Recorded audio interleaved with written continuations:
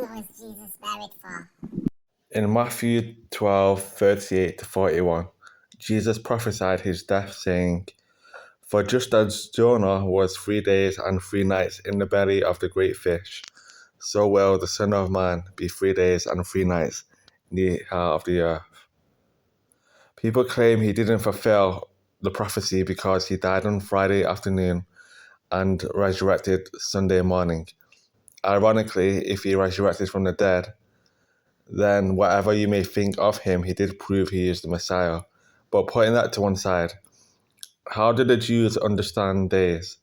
Are they to be seen in the same light as our way of thinking, that is, a day and night is a full 24 hours? Let's see what the scriptures say. In Esther 4:16, we find Esther exhorting Mordecai to persuade the Jews to fast.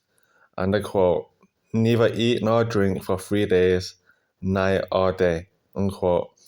But 2 verses later, it reads, and I quote, "Now it happened on the third day that Esther put on her royal robes and stood in the inner court of the king's palace," unquote. What makes it interesting is Esther should have met on the fourth day.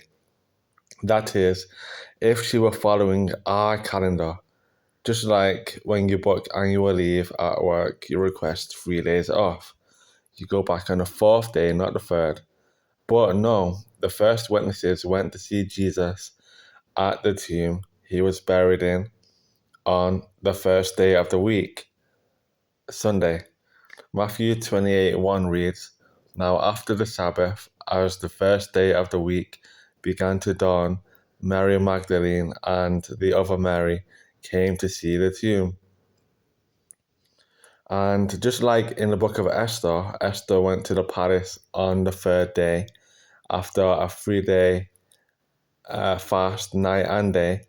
We see the same kind of language being used in Luke.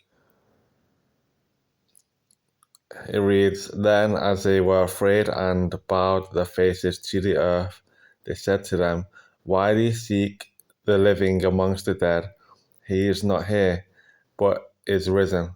Remember how he spoke to you when he was still in Galilee, saying, the Son of Man must be delivered into the hands of sinful men and be crucified, and the third day rise again.'" This shows that Jews take an afternoon as a full day. It is therefore not a contradiction if you have an understanding of the culture at that time. Thanks for listening. God bless.